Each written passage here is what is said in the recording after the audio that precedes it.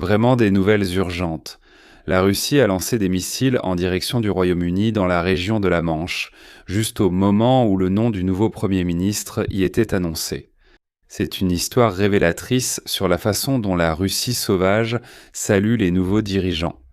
Le Royaume-Uni vient tout juste de changer de Premier ministre, c'est Andy Burnham qui a pris ce poste, et littéralement le lendemain de son entrée en fonction, un navire de guerre russe s'est approché des côtes britanniques et a procédé à des tirs. Officiellement, il s'agissait d'exercices avec des tirs réels juste au large des côtes de Plymouth.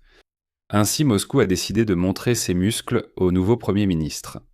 Mais le nouveau venu a déclaré dès le premier jour qu'il soutiendrait l'Ukraine à 100% et qu'aucun Russe ne pourrait l'intimider.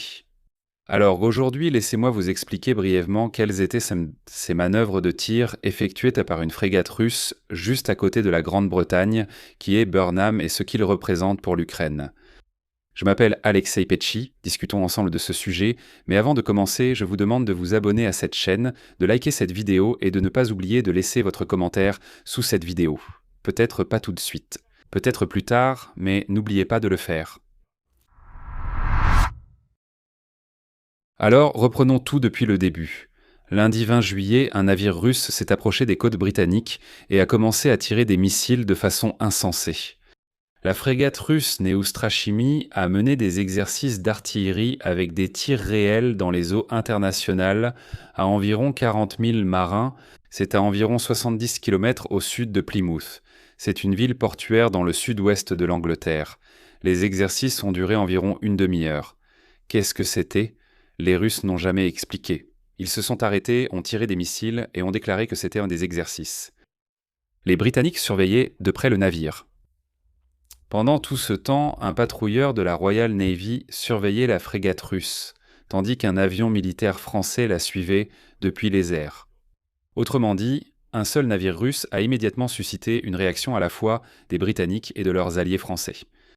D'après les informations disponibles, la frégate Neustrachimy a informé le navire de patrouille britannique de ses intentions quelques heures avant les tirs et lui a demandé de s'éloigner à une distance de sécurité. Habituellement, ces exercices sont annoncés plusieurs jours ou semaines à l'avance. La formulation du ministère britannique de la Défense est la suivante, je cite « Un navire de guerre russe, escorté par la Royal Navy, a mené un exercice de tir réel dans les eaux internationales à environ 40 miles marins au sud de Plymouth. La Royal Navy a surveillé les exercices tout au long de leur déroulement, continue de suivre de près l'activité du navire et reste prête à défendre la sécurité nationale du Royaume-Uni. » Et donc formellement, ces exercices militaires ont eu lieu dans les eaux internationales, où ils sont autorisés par le droit international. Formellement, la Russie n'a rien enfreint et tout est conforme à la loi. Mais les Britanniques qualifient de rare ce genre de tir près des côtes britanniques. Ils s'expriment prudemment. Et tout le sens de cette action n'est pas vraiment d'ordre juridique, mais plutôt dans la démonstration de force. Oui, c'est légal dans les eaux internationales, mais clairement ces voyous russes cherchaient à se faire remarquer et à afficher leur force en disant « Regardez comme nous sommes menaçants ». La frégate Neustrachimy s'est déjà fait remarquer auparavant. Il escortait des pétroliers russes à travers des routes maritimes très fréquentées, surveillées de près par les flottes européennes. Autrement dit, c'est ce même navire qui protège la flotte fantôme de Poutine, transportant illégalement du pétrole sous sanction.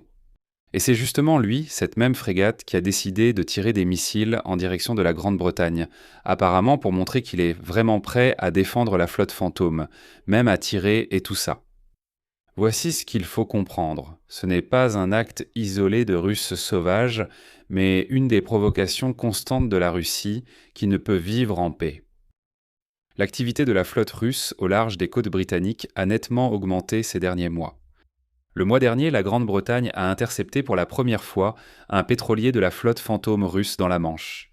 Et à ce moment-là, un navire de guerre russe a tiré des coups de semonce juste à côté d'un yacht ordinaire dans la Manche. L'ancien Premier ministre britannique, Keir Starmer, a qualifié cela, je cite, d'événement profondément préoccupant. Comme il l'a déclaré, cela n'aurait jamais dû arriver. C'est irresponsable. Et le couple sur le yacht a sûrement été terrifié. Imaginez simplement, ces idiots, les Russes, ils ont simplement tiré un coup de semonce alors qu'il y avait un yacht ordinaire à proximité. Juste un yacht avec un couple ordinaire à bord. Ces idiots ont simplement commencé à tirer des missiles, comme pour avertir de ne pas toucher à ce pétrolier de la flotte fantôme. Ce navire-là qui traîne illégalement dans les eaux internationales.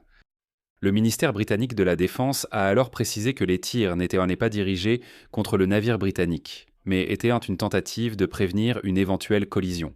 C'était leur manière de dissuader. Et maintenant, mettez tout cela ensemble. Le pétrolier de la flotte fantôme intercepté la veille. Des tirs de sommation juste à côté du yacht, où ces Britanniques ont probablement eu la peur de leur vie. Et maintenant, de véritables menaces. Un exercice de tir réel près de Plymouth. Le jour du changement de pouvoir en Grande-Bretagne. Autrement dit, la Russie teste méthodiquement la Grande-Bretagne depuis la mer et a clairement décidé de mettre à l'épreuve le nouveau Premier ministre dès le premier jour. Parlons maintenant de ce nouveau Premier ministre du Royaume-Uni à qui Moscou a réservé un tel accueil. Andy Burnham a pris ses fonctions le 20 juillet succédant à Keir Starmer. C'est un homme politique de longue date du Parti travailliste. Il est entré au Parlement pour la première fois en 2001. Il s'est fait connaître en tant que maire du Grand Manchester, ce qui lui a valu le surnom de Roi du Nord. Burnham a immédiatement remanié tout le gouvernement en écartant du cabinet les alliés de l'ancien Premier ministre, Starmer. Et voici une nomination clé que je vais citer pour que vous compreniez de qui il s'agit. Et John Healey est devenu ministre des Finances. C'est un ancien ministre de la Défense, un homme qui supervisait personnellement l'aide militaire à l'Ukraine. Donc c'est une super nouvelle. Le ministre des Finances est excellent. L'aide sera certainement maintenue. Et les postes de chef de la diplomatie et de la défense ont également été occupés par d'autres membres de la nouvelle équipe de Burnham, et tous deux ont déjà déclaré qu'ils soutiennent, eux aussi, l'Ukraine. Dans sa première intervention, Burnham a mis l'accent sur les problèmes internes.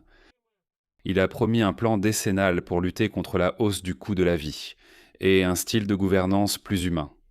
Pour la politique étrangère, il a clairement affirmé qu'il n'y aurait aucun changement, rendant tout débat inutile. Pour l'Ukraine, rien n'a vraiment changé. Burnham a confirmé dès le premier jour que le soutien britannique à l'Ukraine resterait ferme et déterminé. Selon Downing Street, lors d'une conversation avec Volodymyr Zelensky, il a confirmé l'engagement indéfectible du Royaume-Uni envers l'Ukraine dans sa défense contre l'invasion russe. Mot à mot, Burnham a déclaré, je cite, « J'ai clairement fait comprendre au président Zelensky qu'il n'y aurait aucun changement. Je serai à 100% avec lui. » Et même avant d'entrer en fonction, Burnham a exposé ses priorités de façon très claire dans une interview au journal Times. Citation. « Ma priorité sera de protéger la Grande-Bretagne en augmentant les dépenses de défense. Notre engagement envers l'OTAN et la dissuasion nucléaire britannique reste absolu. Nos relations avec les États-Unis d'Amérique resteront d'une importance cruciale, et le soutien de la Grande-Bretagne à l'Ukraine ne faiblira pas. Il faut aussi rappeler que la Grande-Bretagne compte parmi les alliés les plus fiables de l'Ukraine depuis le début de la guerre. C'est précisément Londres qui a fourni les missiles de croisière Storm Shadow, autorisant immédiatement leur utilisation contre les moscovites. Londres formait nos militaires, et l'ancien Premier ministre Starmer s'était engagé à fournir une aide militaire et avait rallié le Royaume-Uni au programme européen de soutien, par crédit. Même si c'est un crédit de l'Union européenne, Starmer a souligné « Nous participons aussi à cette initiative et y contribuons ». La nomination de John Healey comme ministre des Finances est un bon signe. C'est quelqu'un qui, comme ministre de la Défense, a personnellement promis à Zelensky d'accélérer les livraisons de l'aide britannique et a qualifié le soutien à l'Ukraine de sans faille. Il est aussi révélateur de noter à qui Burnham a d'abord téléphoné après sa nomination. Parmi les premiers dirigeants étrangers avec lesquels il est entré en contact figurent Donald Trump et Vladimir Zelensky. Autrement dit, l'Ukraine a été pour lui une priorité dès le premier jour. Zelensky, de son côté, a félicité Burnham et a déclaré que les liens entre l'Ukraine et la Grande-Bretagne sont plus forts que jamais. Eh bien, la seule réserve ici est que Burnham est arrivé au pouvoir sur fond de problèmes économiques au Royaume-Uni et de la montée du parti anti-immigration de Nigel Farage. Quant à lui, il a misé sur les questions intérieures et les économies budgétaires. Donc la question délicate ici est de savoir si Londres aura assez d'argent pour continuer à maintenir ce niveau élevé d'aide militaire à l'Ukraine. Cependant, d'après les premières déclarations, la volonté politique demeure. En résumé, pour faire court, le Premier ministre a changé en Grande-Bretagne, Andy Burnham, le soi-disant roi du Nord, est arrivé, et la Russie. Dès le premier jour, la Russie a décidé de montrer les dents. La frégate Neustrachimy a effectué des tirs au large de Plymouth sous la surveillance d'un navire britannique et d'un avion français. Mais il semble que le calcul de Moscou d'effrayer le nouveau venu, le nouveau Premier ministre de la Grande-Bretagne, n'ait pas fonctionné. Burnham a déclaré dès le premier jour qu'il soutiendrait l'Ukraine à 100%, a confirmé un soutien indéfectible et a fait de l'accroissement de la défense et de la protection contre la menace russe une priorité. Pour nous, pour l'Ukraine, cela signifie que l'un des alliés clés reste entièrement à nos côtés. Le changement de pouvoir à Londres n'a absolument pas modifié la politique de soutien à l'Ukraine. Donc, les démonstrations de force que la Russie a faites près des côtes britanniques n'ont pas impressionné. C'est même plutôt le contraire. Cela a une fois de plus rappelé à Londres qui est le véritable ennemi et qu'il faut vraiment investir davantage dans la défense contre ces barbares russes. Je vais m'arrêter là. Donnez votre avis et vos conclusions dans les commentaires sous cette vidéo, abonnez-vous à la chaîne, activez la cloche et n'oubliez pas de mettre un like.